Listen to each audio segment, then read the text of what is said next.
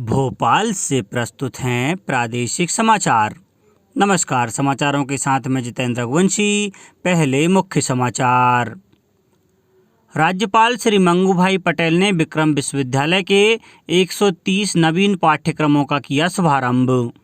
Jail एवं गृह मंत्री डॉक्टर नरोत्तम मिश्रा ने कहा है कि प्रदेश की जेलों में जघन्य अपराधों में सजा याफ्ता बंदियों को छोड़ शेष बंदियों की 30 दिन की सजा को माफ़ किया जाएगा। टोक्यो पैरालंपिक में अवनी लेखरा ने रचा इतिहास। भारत ने 2 गोल्ड समेत कुल 5 पदक जीते। और मध्य प्रदेश में फिर सक्रिय हुआ मानसून। 17 जिलों और 7 संभागों में भारी बारिश के आसार। अब समाचार विस्तार से।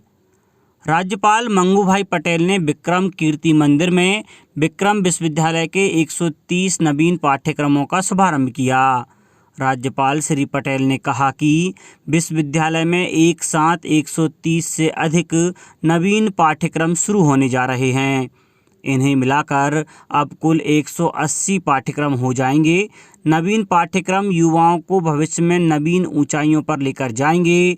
नवीन पाठ्यक्रम युवाओं को एक ही विषय में बंधे रहने से मुक्त कराएगा और आगे बढ़ने में मदद कर आत्मनिर्भर बनाएगा। राज्यपाल ने कहा कि विश्वविद्यालय को संस्कृत भाषा को आगे बढ़ाने का प्रयास करना चाहिए। हम सब प्रयास करें कि भारत पुनः विश्व गुरु कहलाए। राज्यपाल श्री पटेल ने सभी लोगों को जन्माष्टमी की शुभकामनाएं देते हुए कहा कि भगवान श्री कृष्ण की शिक्षा स्थली उज्जैनी रही है। उज्जैनी की पावन एवं पवित्र नगरी में आने से मेरा मन गर्व का अनुभव कर रहा है। उज्जैनी नगरी प्राचीन काल से ही पवित्र नगरी रही है।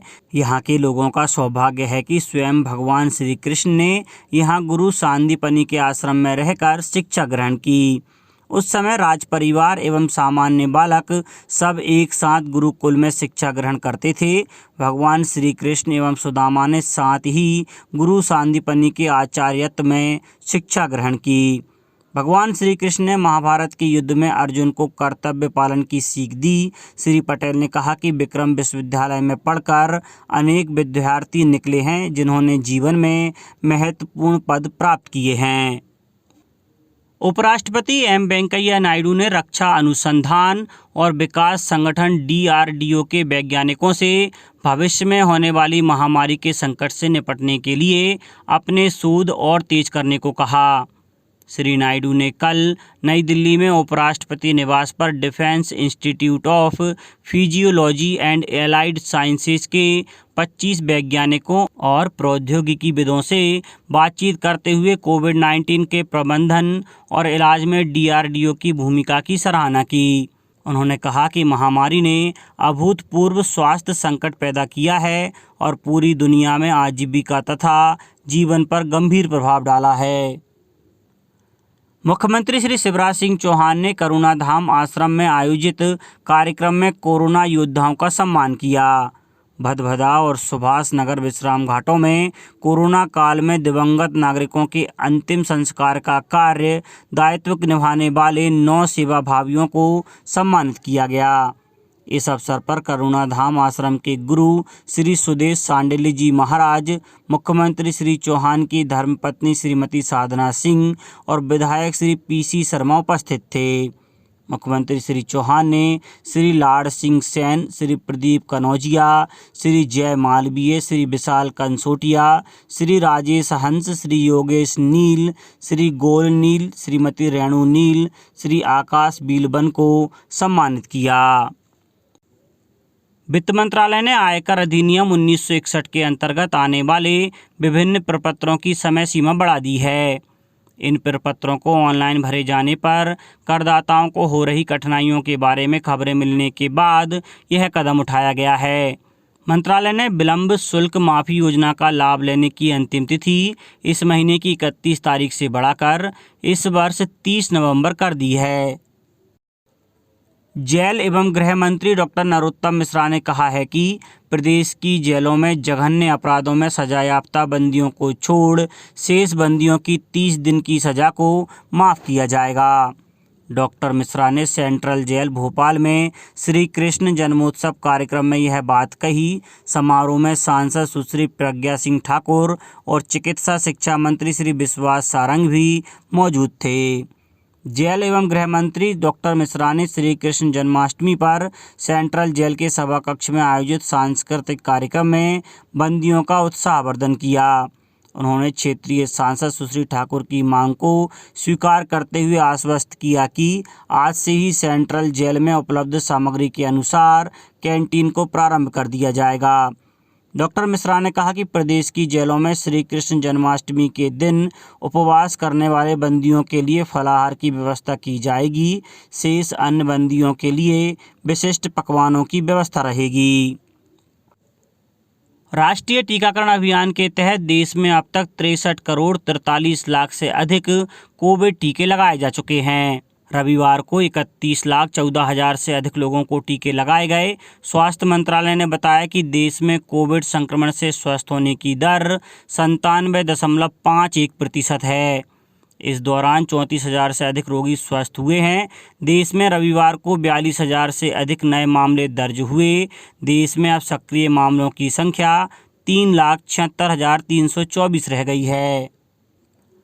आयुक्त नगरीय प्रशासन एवं विकास श्री निकुंज कुमार श्रीवास्तव ने बताया है कि वैश्विक महामारी कोरोना में रोजगार, धंधे सहित अन्य क्षेत्रों में आई गिरावट के कारण नागरिकों को नगरीय निकायों के विभिन्न करों के अधिभार में छूट देने का निर्णय गत 3 जून को लिया गया था। इस छूट का लाभ 31 अगस्त 2021 तक मिलेगा। श्री श्रीवास्तव ने नागरिकों से आग्रह किया है कि 31 अगस्त तक लंबित करों का भुगतान कर इस छूट का लाभ जरूर लें।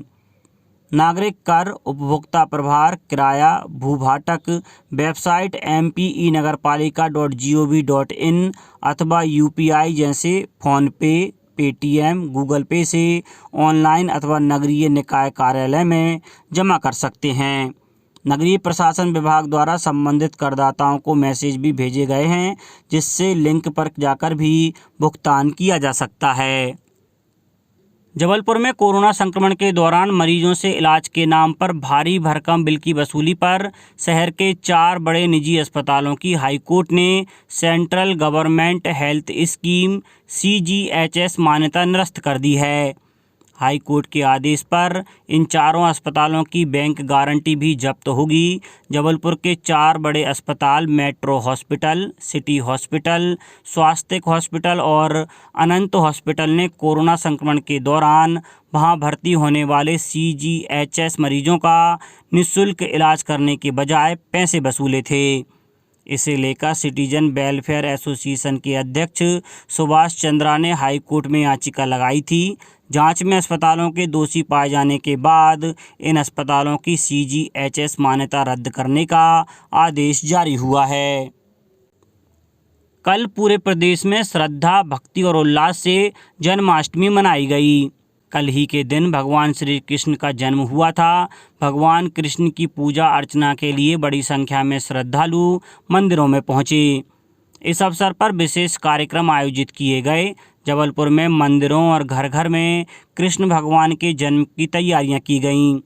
धार जिला मुख्यालय पर कल 50 स्थानों पर मटकी फोड़ आयोजन किए गए। सीहोर में भगवान कृष्ण के मंदिरों की विशेष विद्युत साज सज्जा की गई। खंडवा में सभी मंदिरों में भगवान श्री कृष्ण की आकर्षक झांकियां सजाई गईं।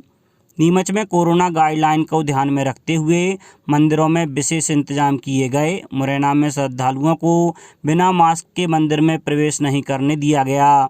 पन्ना में भगवान जुगल किशोर को कल हीरे जड़ित मुरली से सजाया गया।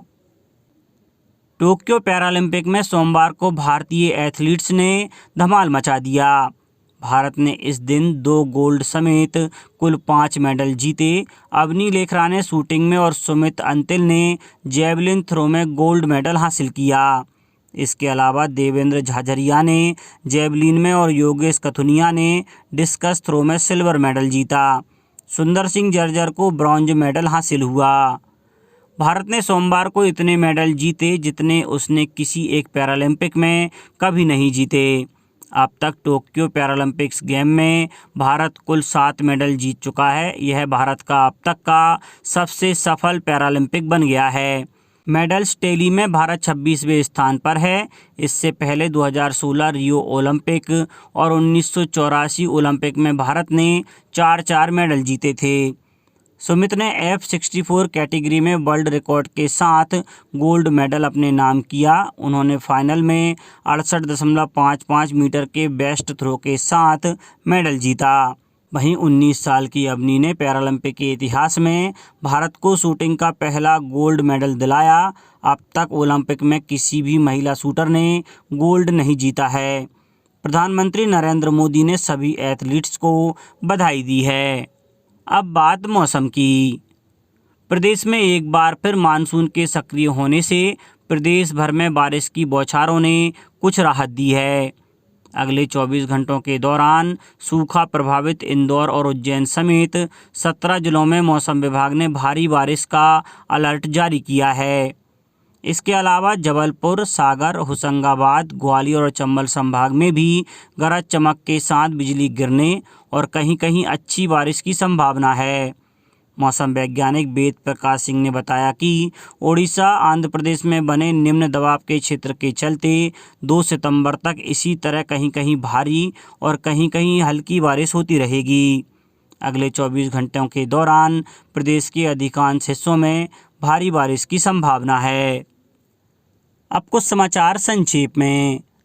साहित्यकार और महान कवि दुष्यंत कुमार की पत्नी राजेश्वरी देवी का रविवार देर रात भोपाल में निधन हो गया।